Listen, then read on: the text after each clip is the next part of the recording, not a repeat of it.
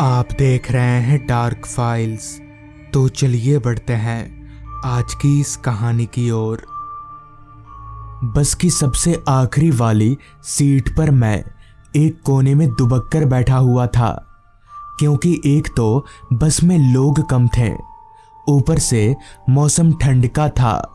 वो भी कोई ऐसी वैसी ठंड नहीं, दिसंबर के आखिरी सप्ताह की ठंड, कड़ाकेदार और जमा देने वाली। हालांकि तब शाम के 5 बज रहे थे, मगर अंधेरा पूरी तरह से हो चुका था। दरअसल अभी कुछ दिनों के लिए मेरे स्कूल की छुट्टी है, इसलिए छुट्टियां बिताने मैं अपने भैया के यहाँ जा रहा हूँ। मेरे भैया हमारे गांव से कोसों दूर अकालगढ़ गांव में सरकारी नौकरी करते हैं और पिछले 6-7 महीनों से मेरे भैया वहीं पर बस चुके हैं। चिट्ठी में जब मैंने भैया के पास जाने की बात लिखी थी, तब बदले में पहले तो भैया ने मुझे मना कर दिया था, ये कहकर कि अकालगढ़ गांव का माहौल अच्छा नहीं है। मगर मेरे काफ़ी जिद करने पर भैया मान गए। चिट्ठी में मैंने अपने आने की तारीख और कितने बजे वाली बस पकड़ूंगा ये भी लिख दिया था। तो भैया मुझे समय पर बस स्टॉप पर लेने आ जाएंगे। करीबन आधे घंटे के बाद ठीक शाम के 5:30 बजे मैं अकालगढ़ गांव के बस स्टॉप पर उतरा। बस से उतरते ही ठीक मेरे सामने भैया खड़े थे। मैं उनके पास गया और पैर छूकर आशीर्वाद लेते हुए बोला, आपको तो यहाँ की अच्छी जानकारी हो गई भैया, एकदम सही वक्त पर आ गए आप।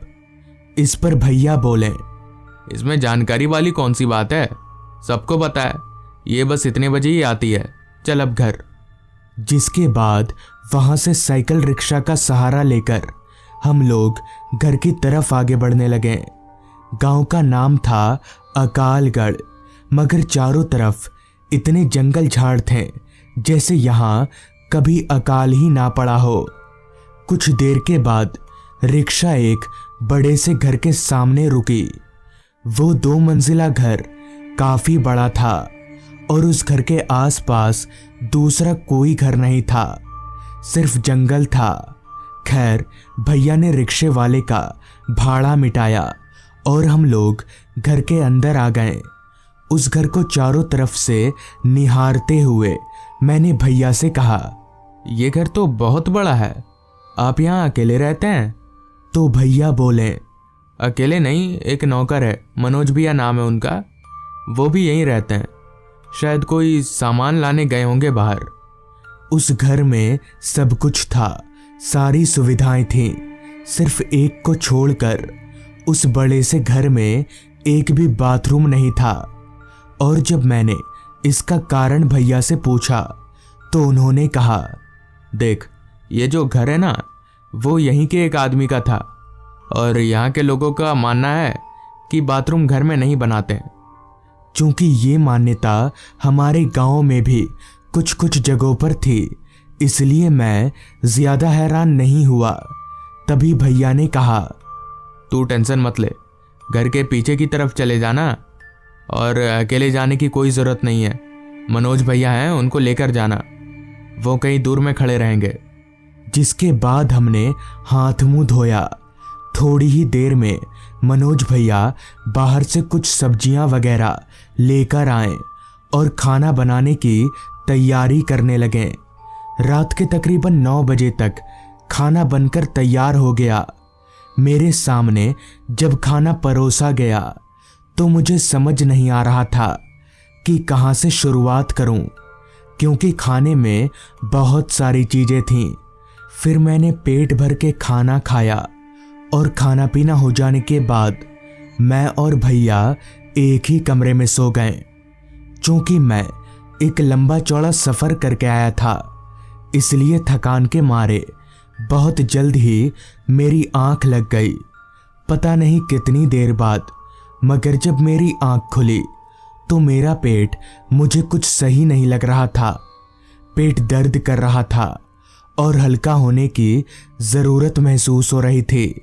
लेकिन उस वक्त ठंड इतनी ज्यादा थी कि मुझे बिस्तर छोड़कर उठने का मन ही नहीं कर रहा था, मगर कुछ ही देर में प्रेशर इतना बढ़ गया कि मुझे ना चाहते हुए भी उठना ही पड़ा। उठकर मैंने सबसे पहले अपने बैग से टॉर्च निकाला जो मैं साथ लेकर आया था, और टॉर्च लेकर दबे कदमों के साथ कमरे से बाहर निकलने लगा, क्योंकि मैं खामोखा इस ठंड में भैया को नींद से उठाकर तकलीफ नहीं देना चाहता था।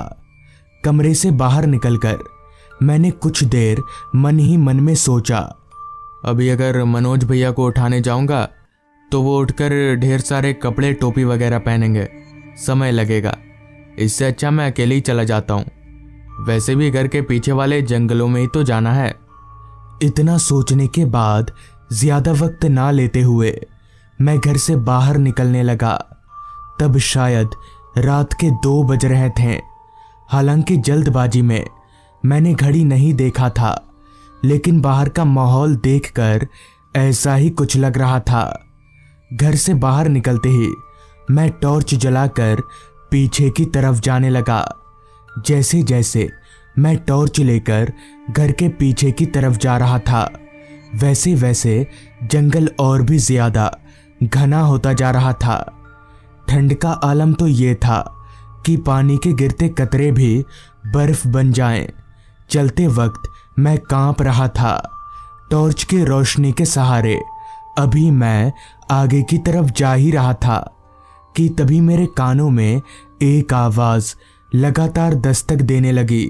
वो आवाज कुछ ऐसी थी जैसे कोई कुल्हाड़ी मारकर लकड़ी काट रहा हो, मगर मुझे मेरे आसपास कोई नजर नहीं आ रहा था। तो फिर ये आवाज आखिर आ कहां से रही है? एक पल के लिए मुझे थोड़ा डर लगा, मगर दूसरे ही पल मैंने किसी तरह से खुद को संभाल लिया और जंगल में एक अच्छी सी जगह देखकर बैठने जा ही रहा था कि तभी वो लकड़ी काटने की आवाज अचानक से तेज हो गई। ऐसा लग रहा था जैसे कोई मेरे आसपास में ही कुल्हाड़ी चला रहा हो, पर कोई दिख क्यों नहीं रहा, ये मेरे पल्ले नहीं पड़ रहा था। ऊपर से वो आवाज इतनी तेज थी कि मैं उसे चाह कर भी नजरअंदाज नहीं कर पा रहा था। अभी मैं चारों तरफ नजर घुमाकर देख ही रहा था कि तभी मुझसे कुछ ही दूरी पर अंधेरे में कुछ चमकता हुआ दिखा। मैंने जब अपनी टॉर्च की लाइट उस तरफ घुमाई तो मैं दंग रह गया, क्योंकि वहां एक आदमी कुल्हाड़ी चलाकर एक पेड़ को काट रहा था। मुझे बहुत हैरानी हुई कि आखिर ये इतनी रात को पेड़ क्यों काट रहा है, कहीं कोई पागल वागल तो नहीं है। यही सोचते हुए मैं चलकर उस आदमी के पास गया और उससे कुछ दूरी पर ही खड़े होकर उससे बोला, कौन है आप और इतनी रात में यहाँ पर पेड़ क्यों काट रहे हैं? मगर इस पर वो आदमी कुछ नहीं बोला, चुपचाप पेड़ काटता रहा। उस आदमी से कोई जवाब ना पाकर इससे पहले कि मैं दोबारा पूछता, वो आदमी जो पेड़ पर कुल्हाड़ी चला रहा था, उसने उस कुल्हाड़ी को एकदम से अपने गले पर चला लिया, जिससे उसका गला पूरा कट गया और सिर धड़ाम से जमीन पर जा गिरा। ये नज़ारा देखकर मेरे होश उड़ गए और मैं एकदम से ठिठक कर पीछे की तरफ गिर गया। सबसे अजीब बात तो ये थी कि सिर कटने के बावजूद भी वो आदमी उसी तरह से खड़ा था और ना ही उसके कटे हुए अंगों से जरा भी खून बह रहा था। वो आदमी और उसका कटा हुआ सिर दोनों ही मेरी तरफ आ रहे थे। इतने में ही पता नहीं कैसे मेरे भैया और मनोज भैया वहां पर पहुंच गए, जिनके आते ही वो शैतान हवा में धुआं हो गया। फिर मैं भैया के साथ घर आया। तब भैया ने बताया कि दरअसल वो आदमी कुछ महीनों पहले पेड़ काटकर लकड़ी बेचने का काम किया करता था, मगर एक दिन एक जहरीले सांप ने उसे काट लिया और उसकी वहीं पर मौत हो गई। तब से उसकी आत्मा उसी जंगल में भटकती रहती है। तो दोस्तों, ये थी आज की कहानी। अगर आपको ये कहानी अच्छी लगी हो तो चैनल को ज़रूर सब्सक्राइब कर लें। तो मैं आपका दोस्त आर्यन जल्द ही मिलूंगा आपसे ऐसी ही एक कहानी के साथ। कालगंज बस स्टॉप से मैं बस में सवार हुआ। बस में लोग तो थे मगर काफ़ी कम, या यूं कहें तो उंगलियों में गिना जा सके, बस इतने ही लोग थे। खैर, मैं एक सीट पकड़कर बैठ गया। रात का वक्त था और चारों तरफ सिर्फ अंधेरा ही छाया हुआ था। और तो और रास्ते पर भी स्ट्रीट लाइट का कोई नामो निशान नहीं था। चांद की रोशनी से ही अगल बगल का सब कुछ नजर आ रहा था। हम जिस रास्ते पर फिलहाल आगे बढ़ रहे थे वो रास्ता थोड़ा जंगली किस्म का था। रास्ते के दोनों बाजू बस घने लंबे पेड़ ही नजर में आ रहे थे। बस में मौजूद सारे मुसाफिर नींद के आगोश में थे। उन सभी की नींद तब टूटी जब ड्राइवर ने एक झटके से ब्रेक लगा दिया।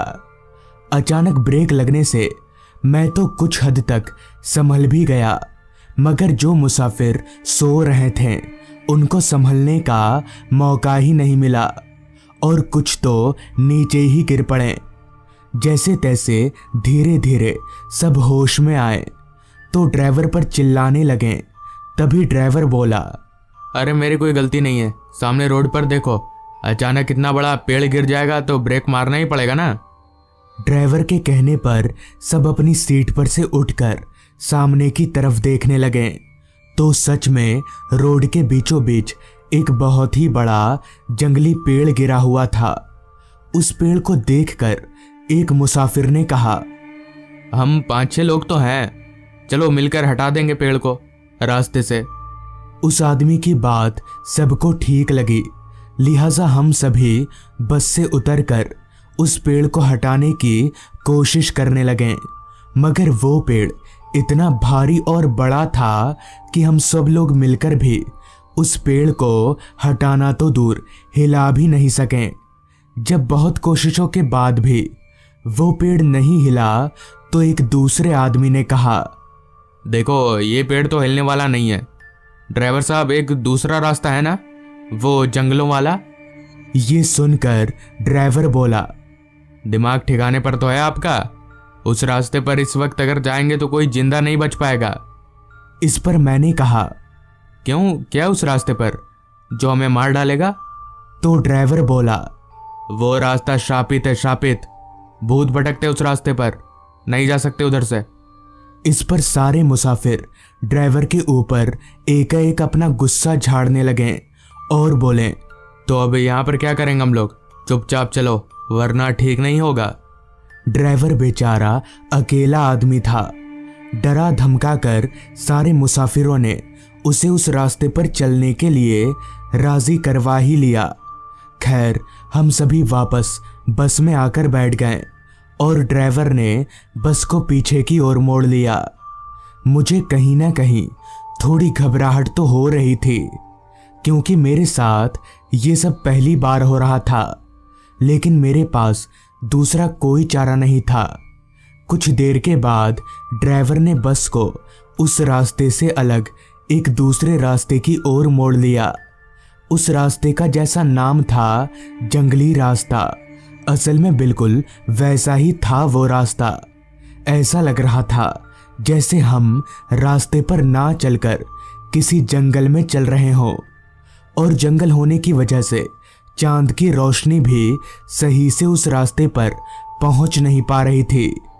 ड्राइवर का बॉडी लैंग्वेज और पसीने से तरबतर हो चुकी उसकी शर्ट को देखकर साफ तौर पर पता चल रहा था कि वो बहुत ज़्यादा डरा हुआ है। हालांकि मैं भूत प्रेत शापित इन सब चीज़ों पर विश्वास नहीं करता था, मगर पता नहीं क्यों उस माहौल में मुझे बहुत घबराहट सी हो रही थी।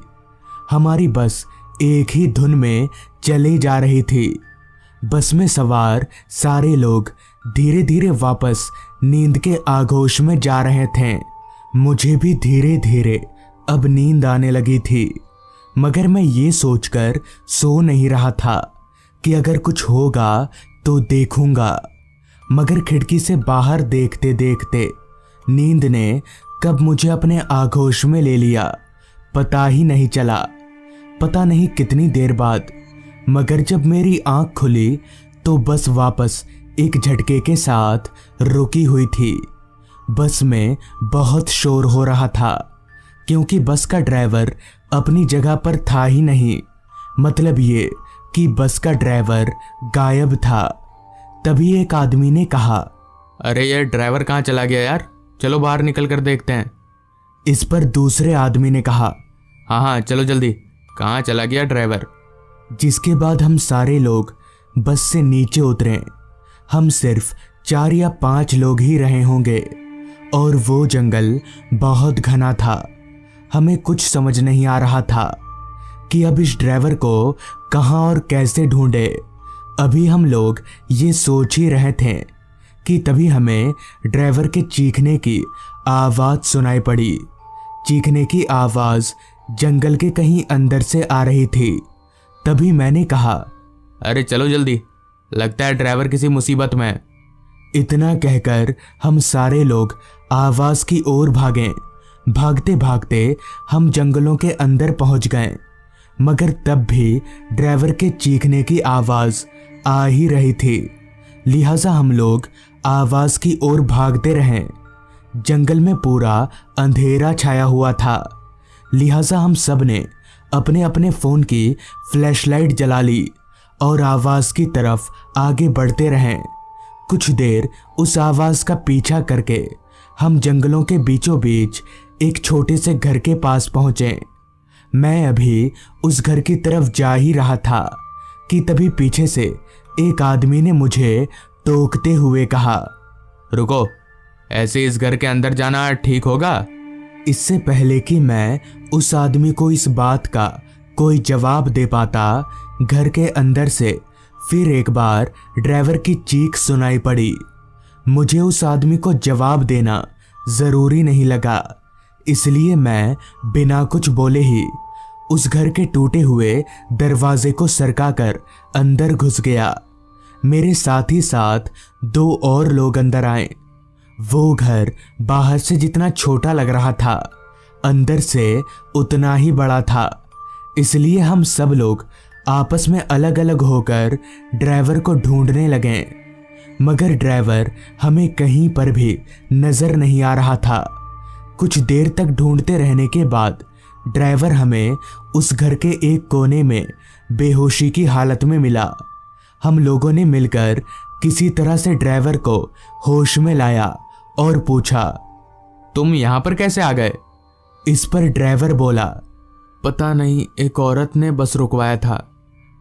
उस औरत का चेहरा बहुत डरावना था। फिर मुझे कुछ याद नहीं, मेरी आंख अभी खुली। ड्राइवर की बात सुनकर मुझे और बाकी मुसाफिरों को बहुत हैरानी हुई कि अगर ड्राइवर यहाँ पर बेहोश पड़ा था तो फिर इतनी देर से चीख कौन रहा था।